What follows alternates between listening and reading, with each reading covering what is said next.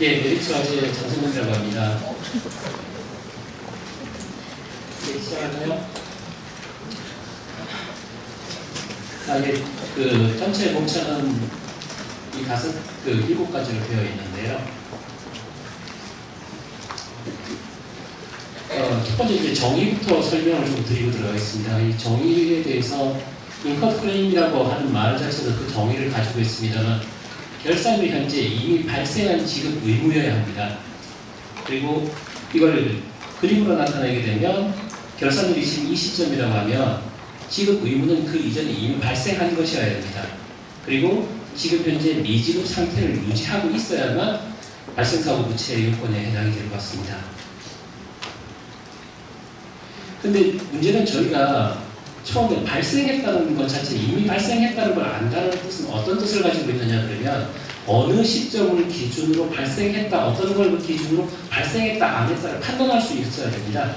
그럴 때 회계에서 쓰는 용어를 가져다 썼는데요. 중요한 사건이라고 하는 개념을 저희가 파악을 해야 됩니다. 즉, 지급 의무가 발생했는지 여부와 시점을 결정하는 키 이벤트를 알아내야 되는데요. 여기서 중요한 사건이라는 계약상 지급 의무에 대한 회계 인식 기준이 그 시점이기도 합니다.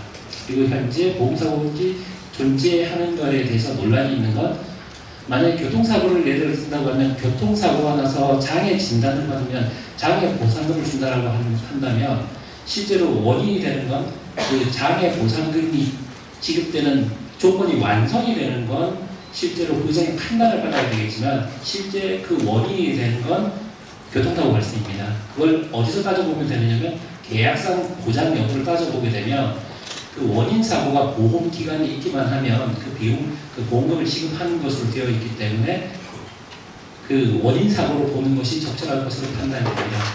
다만 조심해야 될 것은 그 보험 계약 중에는 일부 보장 클레임이 언제 청구됐느냐의 시점을 기준으로 지급을 하는 상품들이 있습니다. 그 경우에는 좀 다르게 봐야 될 것 같습니다. 이 전체 개념을 그리면서 제가 보여드린 발표 자료에는 그림들이 좀 많은데요. 이게 말로 설명하면 너무 많을 것 같아서 이제 그림을 그렸는데, 여기 이제 라이프 사이클 중에서 보험사고의 라이프 사이클이 사고가 발생해서 접수가 이루어지고 추산이 쌓이고 지급이 되고 그 다음에 이게 손해보험 쪽에만 있는 거라고 보시면 되는데요. 부상을 실제로 하게 돼서 부상이 들어서 총결이 되게 됩니다. 그래서 이렇게 되면 그게 회계, 지금 현재 현행회계입니다. 라이프 사이클을 보면 접수가 돼서 추산이 쌓이기 직전까지는 IBNR 상태인 거고요. 그 IBNR이 실제로 쌓이게 되면 이 OS를 쌓을 때 나중에 부상될 금액을 감안을 하지를 않고 총액 기준으로 지급할 금액을 쌓고 별도로 회수 가능을 담는 구조로 되어 있습니다. 그래서 실제로 IBNR은 80만 표였었는데 OS로 쌓이고 회수 가능액으로 하면서 이 부위가 크게 쪼개지게 되는 겁니다. 그리고 보험금으로 지급이 되면 지급 금액은 끝나고 이 지급하는 시점부터 보상을 할 수 있는 대위권을 넘겨봐서 보상 채권이라고 하는 걸 갖게 되고요. 지금 현행은 이건 지급 준비금 항목이 아니라 자산의 별도 항목으로 가지고 있습니다. 그리고 이것이 실제로 부상권에 성공을 하게 되면 20이라는 숫자가 환입돼서 들어오는 것으로 사고는 종료가 되는데요. 실제로 여기서 어디까지를 현금 흐름으로 그려야 되느냐라고 한다면 지금 현금 흐름으로 이 IBNR 건이 나타나는 건 이 시점에 사고가 발생했다는 중요 이벤트밖에 없는 거고요. 저희가 캐시플로우로 평가를 할 때는 이 숫자, 보험금이라는 숫자하고 이 숫자 마이너스 20이라는 숫자만 평가에 들어오게 되는 구조입니다. 그리고 만약에 결산이 지금 현재 이 시점에서 결산한다면 IBNR 80이 쌓여 있을 거고요. 만약에 이 추산 상태에서 들어가게 되면 추산 100, 그 다음에 회수 가능액 80, 20이 있는 상태가 되게 됩니다. 그리고 한 가지 밑에 이제 따로 설명을 드리는 게 이게 그 생명보험하고 손해보험의 차이가 있습니다. 생명보험 쪽에서는 그 미지급 보험금이라고 하는 게 지급준비금의 항목인데요. 손해보험 쪽에서는 그 일반하고 자동차 보험에서는 저희 미지급 보험임금이라고 하는 건 기타 부채를 처리해야 됩니다. 저기 왜 저런 관계를 가지고 있느냐면 실제로 미지급 보험금의 거의 대부분이 손해보험회사가 손해보험회사와 거래하는 분들입니다. 즉 삼성화재 차량과 메리츠화재 고객의 차량이 충돌을 하게 되면 서로 부상권으로 돈을 주고받을 일이 있게 되는데 그걸 사고 처리될 때 뻔뻔히 주고받지 않고 다 모아뒀다가 월말에 얼마라고 정리를 하고 그 다음 달 일정한 시점에 다 지급을 하기 때문에 계약자 보호하고는 아무 관련이 없다 보니까 이걸 미지급 보험금이라고 하는 항목을 손해보험에서 전통적으로 기타 부채로 관리를 해왔었고요.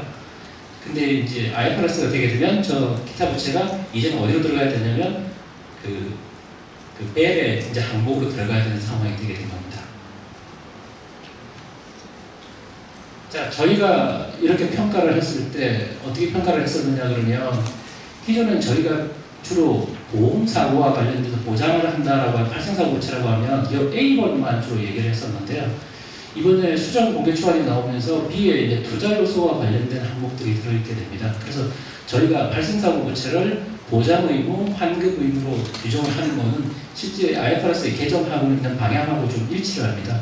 이 부분을 왜 설명을 드리냐 그러면 처음에 발생사고 부채에 대해서 저희 실무특위가 작업을 시작했을 연초에만 해도 이게 투자 요소를 발생사고 부채로 봐야 됩니까? 라고 하는 질문도 되게 많았었거든요. 그때 당시 설명을 했던 건 현행 기준서 여기에 보면 이렇게 나와 있습니다라는 부수적인 항목으로 설명을 했었는데 저 부분이 지금 투자 수익 서비스라든지 그것이 감안이 되면서 용어의 정의에도 아주 구체적으로 표현이 되는 형태가 됐습니다. 그래서 이제 아주 명확하게 식별이 가능한 상태가 되어버린 겁니다.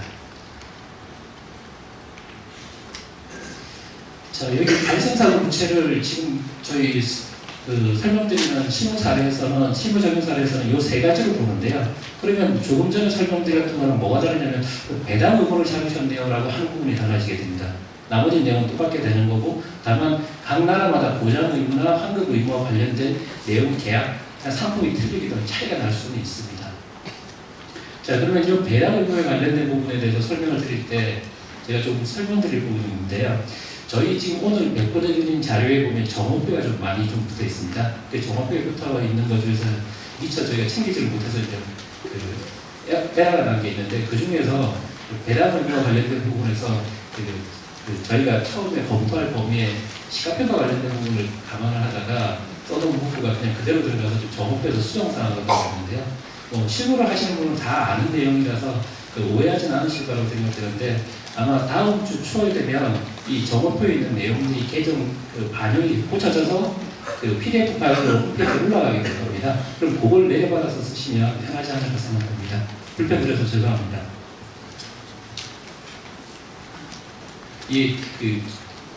많은 얘기들을 하기가 어려워서 이제 이거 수식으로 그림으로 지금 요약을 하고 있는데요. IFRS의 기준서의 벨은 이겁니다. 캐시 아웃플로에다가 인플로우를 빼서 아웃플로에 들어가는 게 보험금, 사업비, 환급금 다 들어갈 수가 있는 거고요. 인플로에 들어가는 건 거의 대부분이 이제 보험료가 될 겁니다. 그걸 그 시점의 값으로 할인율로 할인을 했는데 그것을 누적적으로 계속 더해서 0 시점이 될 때까지의 기대값으로 계산을 한다는 거고요. 이 기대값으로 계산하는 구조인데 여기에 있는 수식이 결국 이제 벨값을 계산하는 수식과 다 포함을 하고 있는 것입니다. 그리고 이게 계약의 관계죠. 그리고 이 벨값은 0 시점에서만 CSM하고 일정한 관계식을 갖게 되어 있고요. 그리고 저희가 지금 RA라고 알고 있는 거는 이 확정값을 줄 때 이 효용 가치가 이 변할 수 있는 숫자를 줬을 때 효용 가치의 차익분에 해당이 됩니다. 그게 이제 75%인 걸 저희가 보통 알고 있는데요. 그건 기준서에 나와 있는 내용은 아니고요. 조사해본바에 따르면 75%를 쓰는 건 영연방 국가의 감독 규정이라든지 그런 게 보면 75%이 나옵니다. 그걸 그대로 원형해서 쓴 걸로 보시면 됩니다. 자, 이렇게 되어 있는데 지금 현재 저희가 현금으로 평가할 때 보게 되면 어느 일자에 현재 의무가 존재를 하면 그것이 지급되는 날짜까지 캐시플로우를 계산을 해야 되니까 예측을 해서 현재 시간 가치로 할인을 해오고 만약에 계약 조건상 불이를 해줘야 되는 조건이라면 불이를 해가서 또 금액이 늘어나는 효과가 같이 있는 것이 지금 현재 부채평가입니다. 예, 이거 어떻게 변하는지 설명드리려고 쭉 다 쓰다 보니까 굉장히 많아졌는데요. 이 변화되고 난 다음에 내용은 최전 추정하고 RA를 쪼개서 쌓아야 된다는 겁니다. 지금 현재는 보통 금감원 감사를 응하거나 하게 되면 충분히 쌓았다, 모자라지 않는다는 입증하는 식으로 되게 감사 대응을 하고 계신데요. 향후에는 환경 가중 평균이라는 최종 추정값이 어떻게 나왔다는 것으로 구분을 하고 위험 조정으로 얼마나 쌓였다는 걸 구분해서 설명을 해줘야 되는 거고요. 지금 현재 이렇게 이루어지는 이 단위의 숫자들은 없어질까요? 라고 질문하시는 분이 종종 있는데요. 저보다 업무 프로세스의 관리상 존재할 수밖에 없습니다. 그렇지만 회계 재무100% 보고를 할 때는 이런 형태가 아니고 다른 형태로 보고를 벨과 I라는 형태로 보고를 해야 될 것 같습니다. 지금 제 아래 써놓은 말이 이제 나중에 다시 설명드릴 것 같은데요. 그 명시적이지 않았다. 즉 지금 이제 준비금이 1,000억이 쌓여있던 그 1,000억의 그 지급 준비금 안에 얼마 정도 오퍼가 있느냐는 말을 명시적으로 하진 않았었는데 앞으로는 이제 명시적으로 해야 되는 게 좀 달라질 것 같습니다. 자, 보장 의무 중에 들어가는 걸 좀 전에 설명드릴 때 이 미지급 보험금에 관련돼서 설명을 드렸었는데요. 이 미지급 보험금에 관해서 설명을 드리면서 그 생보와 손보가 다르다는 걸 설명을 드렸지만 여기서는 한 가지 더 설명을 드려야 될 것 같습니다. 어떤 거냐면 이 RA라고 하는 부분에다 제가 색깔을 좀 넣어놨는데요. 이 색깔을 넣은 이유는 한 가지입니다. 저희가 벨과 RA를 각각 얼마라고 계산을 해서 계산을 해야 되는데 이 RA를 계산할 필요가 있을까라는 의문이 있다는 겁니다. 즉, 이 RA를 계산을 하기 위해서는 세 가지 중에 한 가지는 세 가지의 불확실성이 있어야 되는데요. 자, 저것이 발생했는지 발생하지 않았는지에 대한 불확실성이 있어야 되고, 그렇지 않으면 금액이 얼마가 될지에 대한 불확실성이 있어야 되고, 아니면 어느 시점에 나갈지 모른다는 불확실성이 있어야 됩니다. 보험위험의 정의가 그렇게 되어 있는데요. 문제는 이 미지급 보험금이 메리츠 화재가 예를 드는 겁니다. 삼성화재한테 다음 달 25일이 되면 정산을 해서 10억을 주기로 했다라고 하는 금액을 가지고 온다면 첫 번째, 금액의 불확실성, 발생 여부의 불확실성 두 가지 아예 없는 거고요. 그 시점에 준다는 건 대개 그 시점이 이루어졌기 때문에 그 금액이 단기적으로 이런 조정이 된다고 하면 위험 조정, 즉 변동성의 가능성이 실제로 거의 없다는 겁니다. 계산을 하는데 우리 힘만 얻을 뿐이죠. 그래서 저 부채를 만약에 반영을 한다라고 하면 RA는 필요 없지 않을까라고 생각이 되는 거고요. 그게 갖는 의미는 아마 끝날 때까지 설명드리는 말에 종종 말씀을 드리게 될 것 같은데 현행 업무 수준에서의 방법과 그 기준을 유지를 한다고 하더라도 큰 문제는 없을 것 같다. 다만 부채로 포함되어진 기타 부채로 포함되어 있는 항목이 이제는 그 준비금으로 옮겨가야 될 것 같다라고 설명을 드리는 겁니다. 예, 환급 의무는 실제로 이게 환급 의무가 투자 요소의 반환이거나 불필요하게 이제 보험 계약을 체결했으면 보험회사와 계약자 간에는 얼마를 주고 얼마를 받기로 약속을 하는 게 있는데요. 그걸 그 범위에서 벗어나서 더 받은 돈은 돌려줘야 되겠죠. 그 돈에 대해서는 전부 다 환급 의무에 해당한다고 하는데요. 이건 역시도 특징이 뭐냐 그러면 어느 시점에 발생을 했고 얼마의 금액이다라고 하는 것은 확실합니다. 다만 계약자한테 어느 날짜에 돌려줄 것 같으세요? 라고 하면 그건 좀 불확실하죠. 그렇지만 그 날짜가 그렇게 길지 않다고 하면 굳이 그것을 측정하려고 노력할 필요가 있을까라고 하는 생각을 해볼 필요가 있다는 겁니다. 그래서 여기서 써놓은 용어는 IBNR 효과가 없다라는 말, 즉 발생 여부를 모른다든지 이게 금액이 얼마가 될지 모른다라고 하는 게 없기 때문에 그 효과가 없기 때문에 RA를 굳이 반영할 필요는 없을 것 같다라는 내용을 설명하고 있습니다. 배당은인데요. 이 배당 의무와 관련해서는 계약자 배당 준비금은 실제로 계약자의 돈이죠. 뭐 누구 걸로 바꿀 수도 없는 계약자의 돈이고요.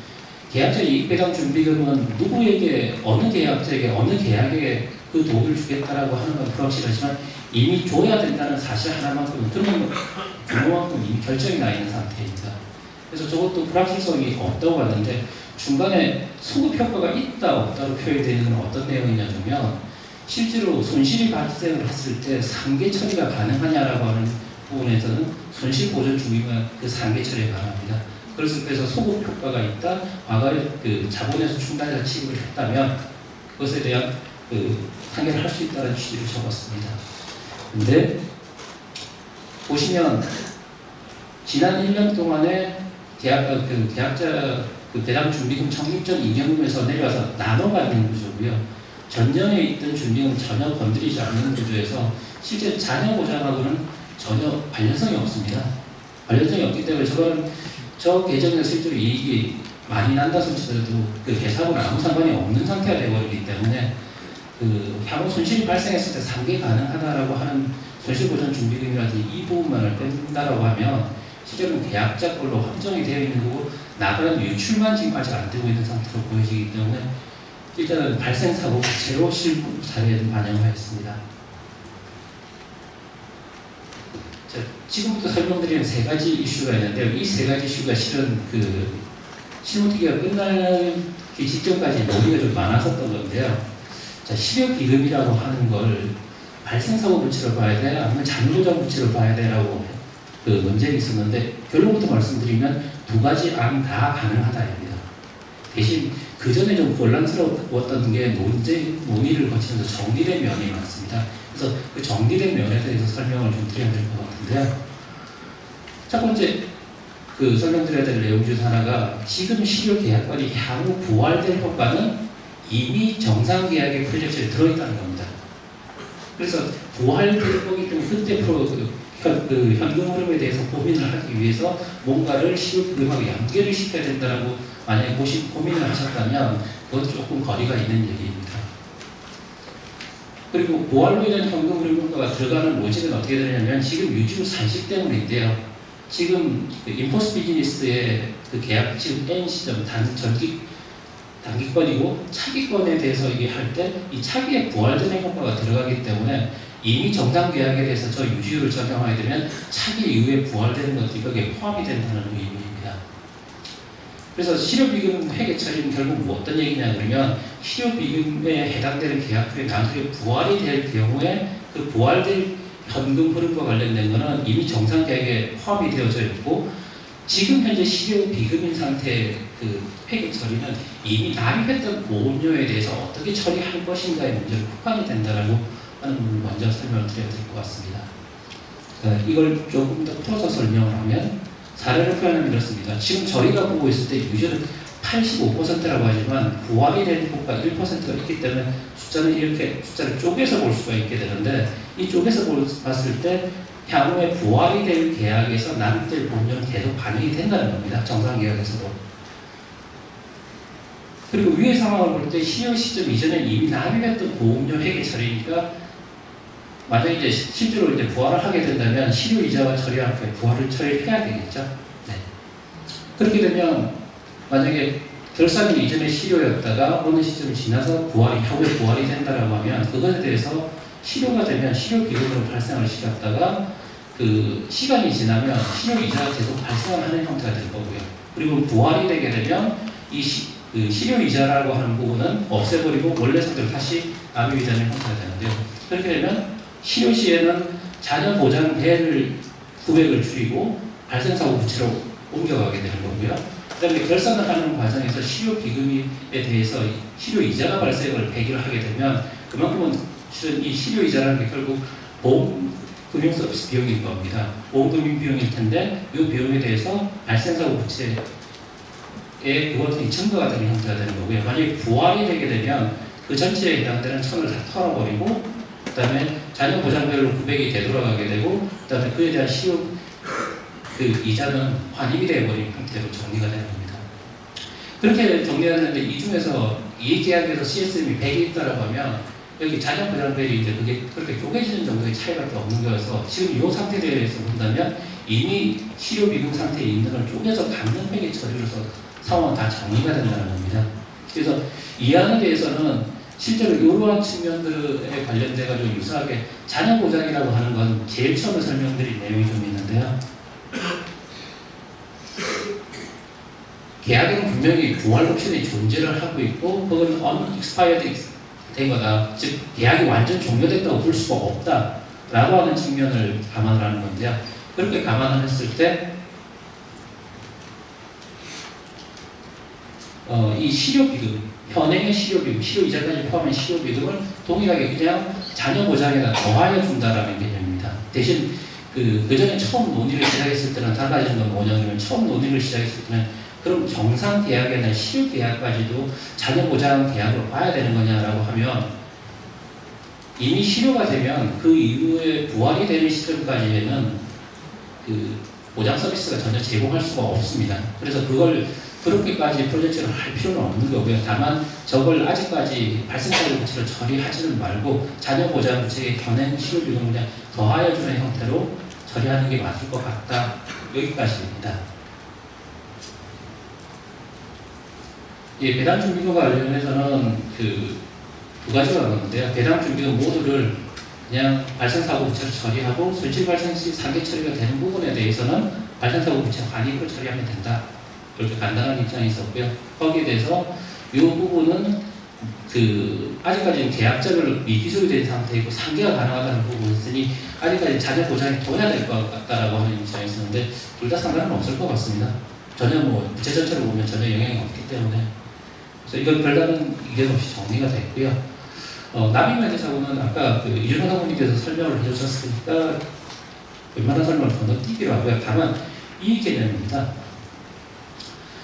지금 현재 일한 위안료를 뒤바뀌었는데요. 일괄이직을 한다는 말은 남아있는 보험료, 보험금 지급을 해야 되는 이 전체에 대해서 이걸 보험금으로 보고 캐시아웃으로 보고 이걸 전체를 한 방에 결산일에 땡겨서 전국으로 평가를 해서 그대로 이 캐시아웃 요소를 가져다가 준비금을 쌓아놓는다는 겁니다. 그런데 거기서 잊어버려서는 안 되는 게 이 돈이 결국 응당일이 되면 다 지급으로 다시 들어올 거잖아요. 그래서 캐시인에서도 그만큼 있다는 걸 간과해서는 안 된다는 거죠. 다만 발생 사고 쪽만 보게 되면 부채가 늘어나는 것처럼 보이지만 둘 다를 보게 되면 결국 다시 제로가 되게 됩니다. 근데 다시 추가로 제한된 이하는 뭐냐면 분할 이시가죠. 무슨 얘기냐면 계약이 유지가 돼야 지급이 되니까 중간에 소멸할 수도 있는 거 아니냐. 그렇기 때문에 그 두 가지를 다 있을 때라고 하면 초록색처럼 이 두 개가 동시에 하나씩 사고로 계속 터지고 있는 겁니다. 그래서 하나씩을 다 사고로 보는 건데 차이는 뭐냐 그러면 요 위에 쪽에 있는 거 100이라는 이 숫자를 전부 다 그때마다 잡아서 처리를 한다는 건 차이가 나죠. 그리고 한 가지 실무 논리를 하는 와중에 결국 이것도 100이 지급되고 받으니까 이 두 개 네팅을 쳐서 0으로 되는 거니까 지금처럼 이게 처리하면 안 되느냐. 이게 회사가 어떤 지표도 하지 않고 근데 어떤 지표도 하지 않는 건 좀 곤란할 것 같고요. 숫자의 지표는 반드시 해야 되는 것인데 다만 차이는 뭐냐 그러면 기존에는 회사가 줘야 된다고 회사가 응당이 충전되시 정도의 처리를 한다고 한다면 이제는 거래 비용의 기록을 다 남겨야 된다는 겁니다. 그래서 각사가 시스템을 개발한 상황에 틀려서 어느 회사는 이걸 이미 발생사고 부채를 뗀다고 시스템을 개발한 회사는 일괄이직을 하는 쪽으로 방향을 잡았고요. 그게 아니라 그쪽으로 다르게 잡았던 회사들은 이렇게 잡은 회사도 있는 겁니다. 그래서 이러한 이하로 나눠진 것이지 부채에 반영되는 효과는 전혀 차이가 날 게 없습니다. 왜 차이가 나지 않느냐 그러면 이 밑에 산식을 내서 놓으시면 이 시점이라 하더라도 결국 그것에 대해서 캐시플로우를 계산한다라고 하면 이 두 개의 효과는 결국 똑같을 거거든요. 합쳐놓게 되면. 다만 자녀 보장이냐 발생사고를 합쳤느냐 안 합쳤느냐의 문제가 있는 것이죠.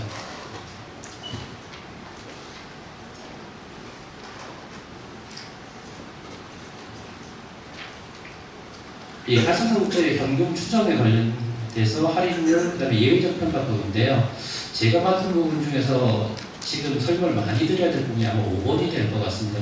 내용이 그렇게 복잡하거나 그렇지는 않은데 실제로 이 전체 프로젝트를 하면서 발생사고 부채 쪽에다 요구했던 사항이 뭐냐 그러면 발생사고 부채는 자녀보장 부채하고 어떤 차이를 갖느냐 그러면 종류나 가지수는 되게 많습니다.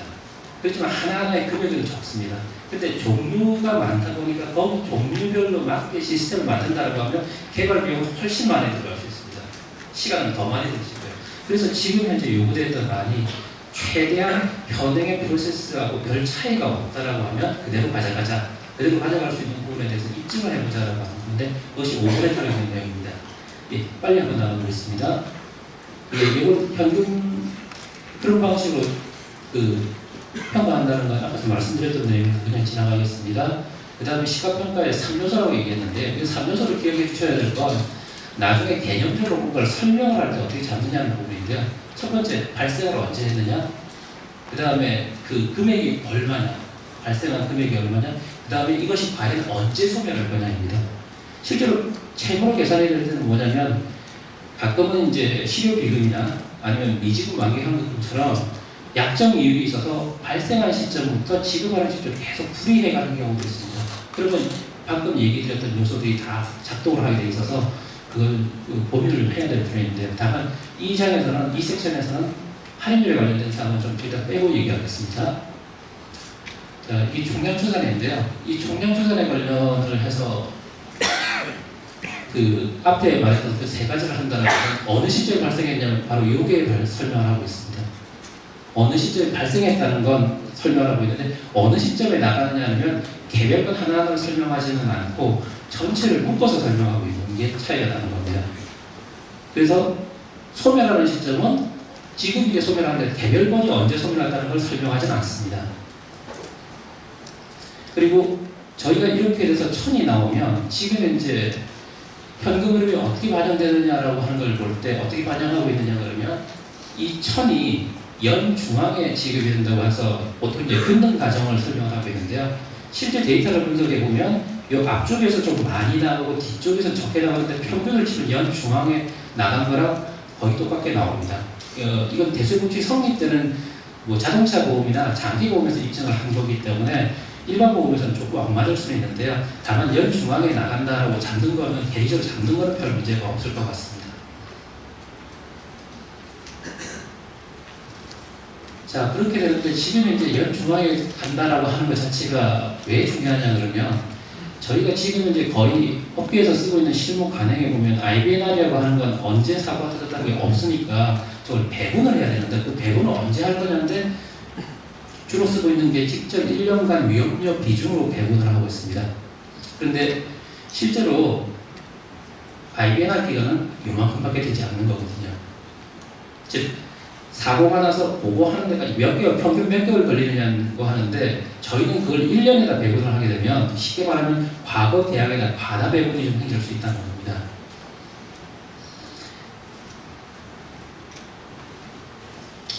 자, 그 다음에 여기 플로에서 보이는 질문하고 관련해서도 미리 좀 설명을 드릴 텐데요. 저희가 만들어야 되는 건 최선 추정은 확률 가정입니다. 그 확률 가정 평균으로 계산이 되어 있는 편인데 기법이 무엇인지 설명 구체적으로 드리지 않겠는데 다만 이 시나리오는 이렇게 나타나는 시나리오 중에서 최선 추정은 확률 가정 평균값에 해당되는 값을 갖게 되어 있습니다. 그런데 어떤 변동성이 있느냐라고 하면 실은 이 LDF를 좀 풀어놨는데 LDF가 무슨 뜻이냐 그러면 로스 디벨롭먼트 팩터라고 해서 이런 숫자들을 하게 되는데 그 뜻은 실천년이 되면 100%다 지급이 되는데 실은 각 연도별로 누적 지급률이 이렇게 된다는 지급률을 나타내는 겁니다. 그런데 경험 데이터를 분석해보면 항상 대수의복지 승리파는 일정한 수량이 됨에도 불구하고 이게 편차가 납니다.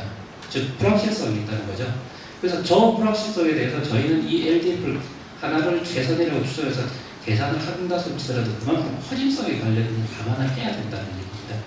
그게 이제 저희가 보장부채에서 지금 보장부채에 대해서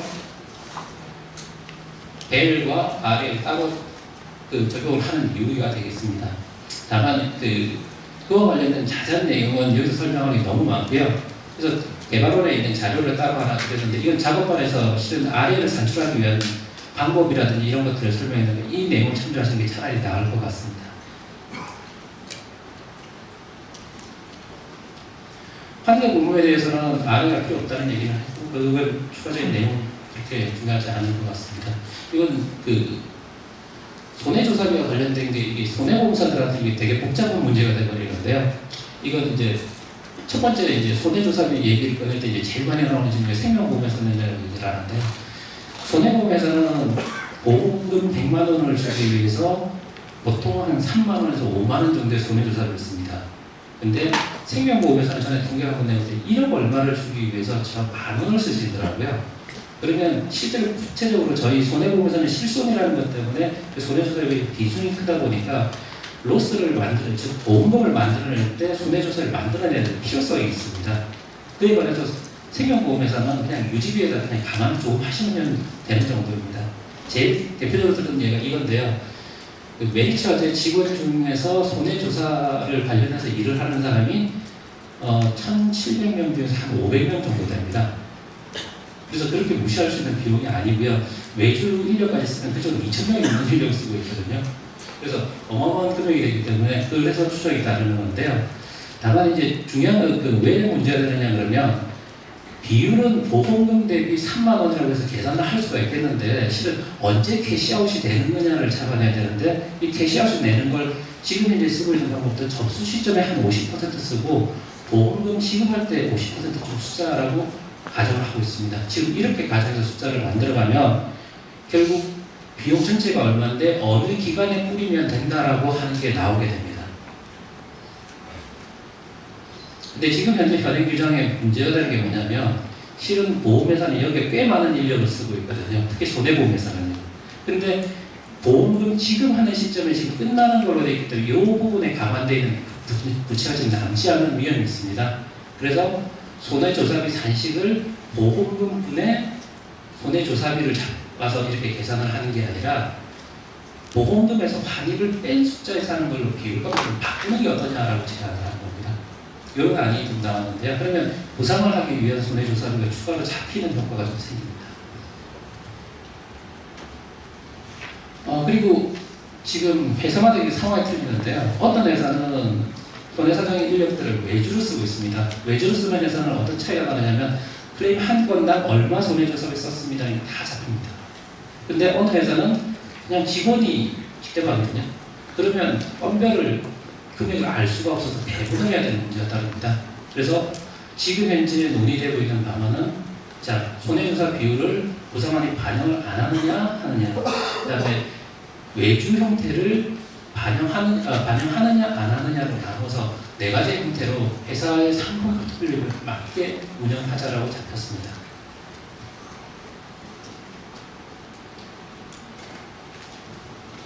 할인율 관련인데요. 네. 이 부분만 일단 크게 설명을 드리면 될 것 같은데요.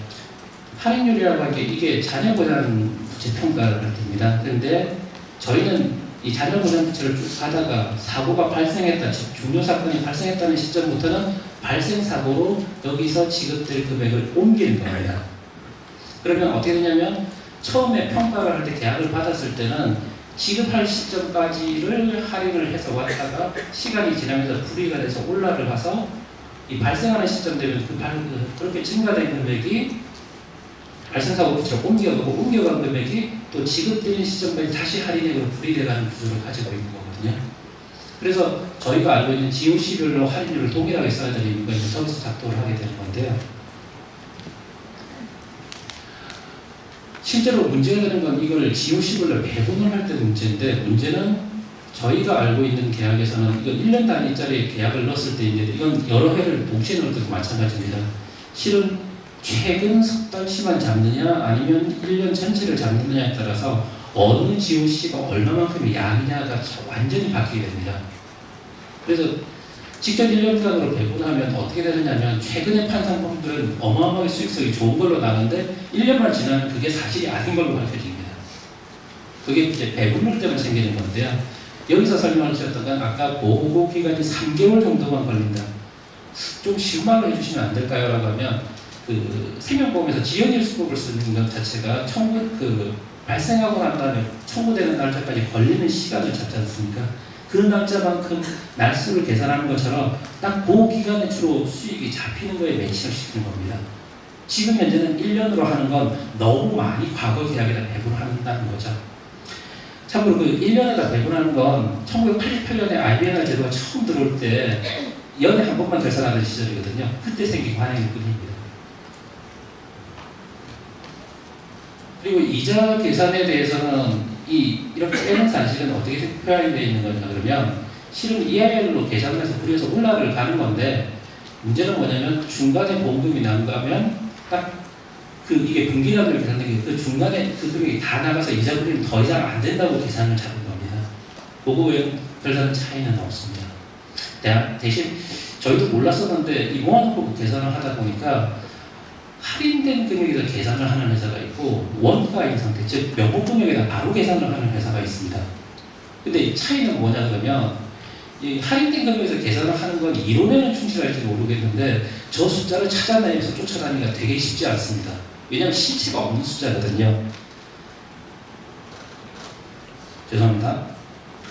이 그림에서 저희가 보여드릴 때 이렇게 색칠이 되어 있는 이거는 데이터가 있습니다. 그렇지만 이렇게 옅은 색으로 점선화 되어 있는 건 실제 전산상의 데이터가 없습니다. 즉 캐시플로우로 활용할 때 저 데이터가 없는 것에서 출발을 해야 되는데 시가 쪽은 항상 그 문제를 이 할인율 이자 계산하고 할인율 계산을 들고 다녀야 된다는 불편함이 있는 겁니다. 그래서 실제로 그래서 원가에다가 하겠다라는 말은 할인 효과 없이 그냥 그 금액에다 곱하겠다는 건데요. 금액상으로는 별 차이 나지 않을 것 같고요. 저게 더 효율적일 수도 있다. 저희 회사는 아닙니다, 지금 현재는. 근데 그럴 수도 있다라는 생각을 하고 있는 상태입니다. 좀 따져는 봐야 될 것 같습니다. 그리고 계속 반복해서 말씀드리지만 그 분기쯤 되면 석 달밖에 안 돼서 큰 차이가 안 날 것 같은데 연이 됐는데 연에다 그대로 적용하시는 건 좀 무리가 따를 것 같습니다. 네, 이건 그냥 스킵을 하고요. 예외적인 방법인데요. 이게 아까 좀 전에 말씀드리긴 한데 이 문장을 조금 생각해 주시겠어요? 지금 이제 회계 감사를 받을 때 받는 의견은 저겁니다. 중요성의 관점에서 공정하게 처리되었다. 근데 지금 저희가 계산을 하다 보니까 업무를 기존의 개념은 계산이 정확하게 딱 맞아 떨어져야 되거든요. 그러다 보니까 중요성의 관점에서 바라보는 게 아니라 계산이 명확하게 산식대로 되었는지 너무 보고 있는 게 아닌가라는 겁니다. 그래서 조금 전에 설명드린 것처럼 전부 다 캐시플로우를 다 그리면 좋겠죠. 모든 발생사고 부채에 대해서요. 그렇지만 그것은 중요성의 관점에서 그렇게 중요하지도 않은 숫자에 너무 많은 노력을 들이는 것 같다는 겁니다. 그리고 공정하게 처리됐다는 것을 발전할 필요가 있죠. 근데 어느 정도 숫자냐인 건데요. 제가 지금 기억하고 있는 한 10년 전 숫자인데 메리차저 그때 당시 10년 전에 중요한 숫자가 얼마냐고 회계법인에 물으면 300억이라고 그랬거든요. 그러면 지금 거의 대부분의 발생사고 부채에서 저희가 논의하고 있는 건 의미가 없는 정도입니다. 다만 이준호 사모님도 지금 앞에 앉아 계시지만 저건 감사인하고 협의해야 될 사항이지 저희가 단독으로 정할 수는 없습니다. 다만 이제 중요성의 관점이라고 하는 측면에서 이걸 감안해서 보자라는 측면인데요. 자, 예외적인 방법이 지금 현재 현행 방법인데요. 근데 여기서 설명하고 싶은 건 이겁니다. 중요한 차이가 나지 않다는 조건을 이제 입증하겠다 그랬는데 어떻게 하자는 거냐라고 하면 첫 번째, 대상 금액이 아예 너무 작으면 의미 없는 겁니다. 즉 검토 대상 금액이 10억, 20억이면 회사 규모에 따라서 전혀 대상이 아닌 거고요. 그리고 그 대상 금액이 작은 것도 중요하지만 거기서 차이가 나는 거는 이렇게 약정 이유를 불이했다가 시험까지 할인해 오는 건데 그 할인해 오는 중간에 소요되는 기간이 며칠밖에 안 된다고 하면 불이익 이율 차이는 아무 필요가 없는 얘기인 거거든요. 그리고 제일 아래쪽에 약정 이율로 해주는데 그 약정 이율이 하필이면 지금 현재 할인율하고 거의 비슷하다면요. 필요가 없는 겁니다. 그렇다고 하면 이걸 굳이 시스템 그렇게 복잡하게 만들어서 뻔뻔히 다 흘려보내고 다시 땡겨서 효과를 평가할 필요 있느냐? 그렇지는 않을 것 같다라고 하는 건데요. 문제는 그 중에서 3개에 해당된다는 걸 입증해야 되는 문제인데 그냥 이거 하나로 드릴게요. 이건 뻔뻔히 계산하지 않는다는 방식만 설명을 드리는 겁니다. 원가법으로 만인데 아니면 뭐 10억, 100억이라고 하셔도 좋습니다. 100억이라고 하셔도 좋습니다. 근데 이 대상금이 결국 이제 100억이 되겠죠. 그런데 소요되는 기간 2년으로 따지면 약 3개월밖에 안 된다는 겁니다. 저거 어떻게 계산하신 건데요? 라고 물으시면 그냥 모든 건을 경험 데이터라 했더니 금액 가중 평균으로 해봤더니 평균 한 3개월 정도, 평균 지연율 수법 쓰실 때하고 똑같다고 생각하시면 됩니다. 개념적으로. 그런데 불이하는 건 3.5, 할인하는 건 3으로 했는데 조정 항목이 중간에 끼어드는데 이건 뭐냐 그러면 부활되는 게 있어가지고 부활되는 거에서는 실효이자 불이했던 거 다 놓고 나가야 되거든요. 다시 들어갈 때. 그러면 그거는 오히려 붙여서 지금 원가로 평가를 되니까 빼줘야 되니까 빼서 평가를 해봤더니 금액 차이가 별로 안 나네. 뭐 이렇게 계산이 되는 건데요. 이것과 관련해서 저 퍼센테이지가 얼마고 저 금액이 얼마면 통과가 될 것 같다라고 하는 건 이제 감사인하고 의논해야 되겠죠. 그리고 감사인은 그 다음에 나타나면 물어볼 겁니다. 지난번에 쓰셨던 통계 모수가 제대로 맞아 들어갔다면 결과가 맞아야 될 텐데 얼마만큼 차이 났어요? 라고 물으면 거기에 적절하게 설명을 하면 된다는 겁니다. 자, 발생사고 부채 변동 요인 분석인데요. 치우 테이프를 한 안중에서 이거는 아직까지 완성도가 뭐 어느 정도 수준에 이르렀다고 얘기를 못 드리겠습니다. 지금 각사마다 의견 차이도 좀 많이 있고요. 그런데 의견 차가 있는 와중에 뭐라고 생각을 하냐면 그 각사의 의견 차에 대해서 저도 그렇고 저희하고 이제 저하고 얘기를 하시는 분도 그렇고 뭐라고 생각을 하냐면 상대방이 틀렸다고 생각하지 않는 겁니다. 서로서로 이제 생각을 들어가면서 가는 건데요. 자, 이런 것 때문에 해야 된다는 건 아주 그런 거 원칙론적인 얘기들이고요. 다만 여러 과정을 거치더라는데 제가 지금 요약을 한 거는 박사가 지금 그리려고 했던 모습이 있는 겁니다. 주로 이제 보장 의무를 했는데 여기서 먼저 하나 말씀을 좀 드려야 될 것 같네요. 생본은 변동 요인 분석을 IBNR만 가지고 합니다. 주로. 그리고 성분은 총량 추산을 가지고 합니다. 근데 저런 차이가 왜 나는 거냐라고 말씀을 드리면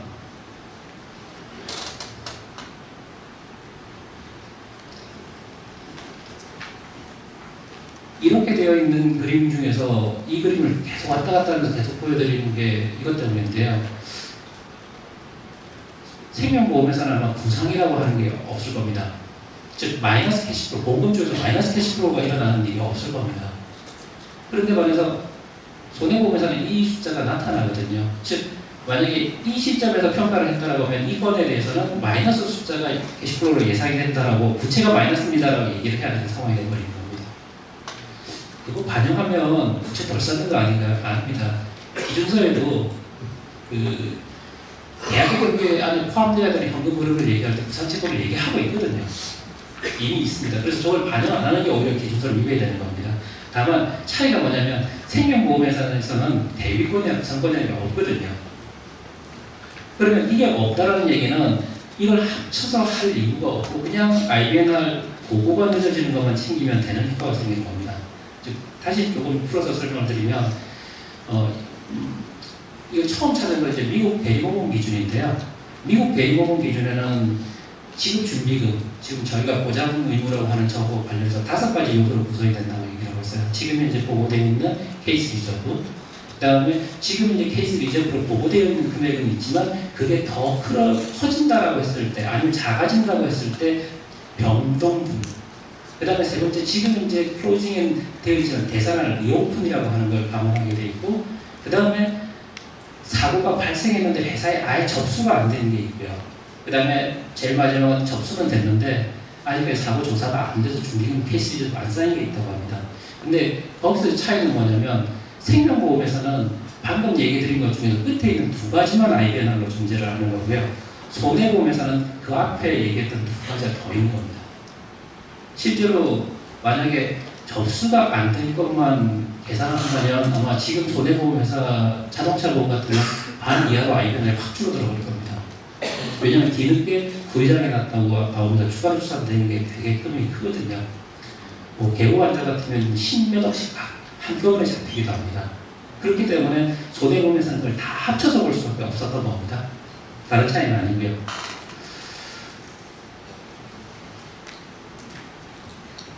자, 그런데 다들 출발점이 어디냐면 할인을 했던 할인 효과는 다 제거하고 난 다음에 변동 요인 분석하자라고 하는 겁니다. 다 그걸 제거해놓고 명목금액에서 어떻게 흘러갔는지 보자라는 측면이고요. 금융비용은 보험금융비용하고 OCI로 나눠서 분석했고요. 그 다음에 전기하고 단기 예상금을 이제 비교를 했는데 예상 보험금하고 단기 실제 보험금하고 이제 비교를 하는 건 똑같습니다. 그리고 그 비교하는 것 중에서 이자까지 비교하는 회사가 있습니다. 근데 그게 맞다 틀리다 효율적이다 아니다는 건 좀 다른 문제일 것 같습니다. 근데 이건 한 가지 제안을 드리고 싶은데요. 저희가 예상하고 실제가 차이 날 거라고, 그래서 실은 아까 그림을 그려드리면서 변동성이 있다라고 보여드린 그 그림에서 그것 때문에 저희가 RA를 잡았는데요. RA를 잡아서 실은 실제보다 모자라는 상황이 생겼어도 RA 위험 조정이 있기 때문에 충분히 그걸 커버하고 남습니다라고 설명할 수 있는데 그것과 연결시킨 회사는 적은 것 같습니다. 근데 단기의 RA를 얼마 생각했다는 게 있기 때문에 저 부분도 따로 반영을 좀 하는 게 낫지 않을까 싶습니다. 실제 숫자를 뽑아보면 아니 우리 회사가 이렇게 아닌 거야 라고 했는데 좀 다르게 나타날 것 같아요. 네. 그리고 가정의 변경이라고 하는 건 종량주선에서 보면 작년 말에 이렇게 전체를 감안했는데 1년이 지나면 요만큼을 예상을 하게 되는데 요 알바대로 표현된 부분에서의 금액이 얼마가 바뀌었느냐라고 한 겁니다. 즉 작년에 예상할 때 나갈 거라고 했던 게 올해 바뀌었다라고 하면 가정이 바뀐 걸로 본다라는 뜻입니다. 네. 그리고 지금 명목금이라 다 평가가 끝나면 그 다음에 하는 말은 이제 다시 할인 효과를 주면서 올해 말에는 얼마로 반영해야 됩니다라고 평가를 하는 건 이제 얘기는 끝이라는 거고요. 다만 이 단기에 발생한 보험 사고를 조금 전에 설명드린 과정에서 섞어서 표현하는 회사가 있고 나눠서 표현하는 회사가 따로 있는데 복지 목적상은 저 나눠서 하긴 해야 될 것 같습니다. 예, 여기까지 이제 발표 내용이고요. 실은 이게 제일 마지막으로 제일 고민했는데 왜냐하면 앞에서 발표하신 분 내용을 제가 좀 얘기를 하고 있는 거라고 생각해서 있는데요. 하나만 얘기 드릴게요. 이 재보험 조건이 아까 1학 2학년이 바뀌긴 했습니다. 바뀌긴 했는데 이걸 좀 설명을 드리면 지금 현재 출제할 때 가장 일반적인 거는 출제 경과 보험료에다 원수의 아이배달료를 그냥 곱해서 쓰는 거인데요. 이게 아마 아까 2학으로 표현했던 건데 밑에 그림을 보시죠. 이게 언더라이팅가 다 다른다는데 이게 출제를 바뀌었는데 이게 다 똑같다라고 하면 원수에다가 일정률 곱해갖고 다 빼도 똑같기 때문에 실은 차이를 다시 그릴 필요가 없습니다. LDF 똑같게 나올 거고요. 판단 달라짐이 하나도 없기 때문에 금액이 똑같아서 원수 아이배달료를 그냥 그대로 써도 됩니다. 그래서 대부분은 저 방법을 쓰고 있죠. 근데 손해보험회사로 가면 생각이 또 바뀌는 겁니다. 뭐라고 바뀌냐 그러면 그게 아니라 출제 아이배달이라고 하는 건 원수 아이배달 금액을 더해서 보유 아이배달 금액을 빼서 만드는 거다. 저 차이가 무슨 차이가 있을까요? 어떤 차이가 있느냐 그러면요. 둘 다 출제 조건은 똑같은데 대형 사고, 굉장히 큰 사고는 어쩌다 한 번씩 크게 생깁니다. 몇 년에 한 번씩요. 그런데 지금 이렇게 계산을 하면 저 보유를 계산하는 순간에 그 출제된 효과가 감안이 되기 때문에 그 차익을 출제라고 하면 맞다라고 하는 생각을 지배하는 거예요. 즉 보험 계약 조건은 바뀌지 않았어도 그 조건 중에서 거대 사고가 들어왔을 때 좀 효과가 달라집니다라고 하는 부분을 저기서 커버를 해주는 겁니다. 근데 사망을 만들어내는 건 뭐냐면 이 두 가지 안은 실제로 출제 조건을 크게 바꾸지 않았다. 다만 생명보험회사처럼 거대 사고가 생기지 않고 거의 일정한 룰을 쓰고 있는 회사들은 뭐 그냥 이렇게 쓰시면 저도 큰 차이 없을 거라고 생각합니다. 손해보험에서는 어쩌다 한 번씩 몇 년에 한 번씩 크게 터지니까 저렇게 조정해서 쓰는 거 맞다고 생각하는데요. 아예 계약 조건 자체를 바꿔버리면요. 이게 무슨 문제를 일으키냐면 이런 문제를 일으킵니다. 왜냐하면 뒤쪽에 생긴 사고는 그 다음으로 넘어가서 그게 LDF를 결정하거든요. 그러면 출제를 60% 하다가 이거 10%를 바뀌게 되면 앞쪽에 크게 숫자가 똑같은 원수 계약이 있더라도 앞쪽에 크게 숫자가 잡히고 뒤쪽은 작은 숫자가 잡히기 때문에 LDF가 작아질 겁니다. 근데 그 회사가 반대로 다시 뒤집으면요. 그 다음에 어떻게 되냐면 그럼 거꾸로 돼가지고 뒤쪽에 큰 숫자 잡히면서 LDF가 굉장히 커져버릴 겁니다. 그러면 어떤 현상이 벌어지냐 그러면 이 두 번째 방안을 쓰려고 덤벼들면 그 원수의 RA가 한 1,000억쯤 나오는데 보유의 그 출제 RA가 1,500억 정도 나옵니다. 그러면 출제에서 리스크를 과도하게 증가시킨 것도 아닌 거죠. 왜냐하면 원수사가 갖고 있지도 않은 리스크를 출제사한테 넘겼다고 할 수는 없으니까요. 그래서 쓰는 방법은 이 출제 조건을 보정을 하는 건데요. 이런 디테일한 내용까지 여기서 설명드리기는 좀 무리일 것 같고요. 다만 저런 효과 때문에 출제율이 같은 A와 A 뒤섞이는 현상이 생기고 그 숫자를 때문에 출제가 달라질 수 있는 여지가 있어서 그런 회사들은 좀 감안을 하실 필요는 있을 것 같다입니다. 보장방법은 그렇게 복잡한 건 아니고요. 오늘은 주어진 시간이 40분밖에 없어서 그 시간 내에서 설명드리려고 드렸습니다. 네, 감사합니다.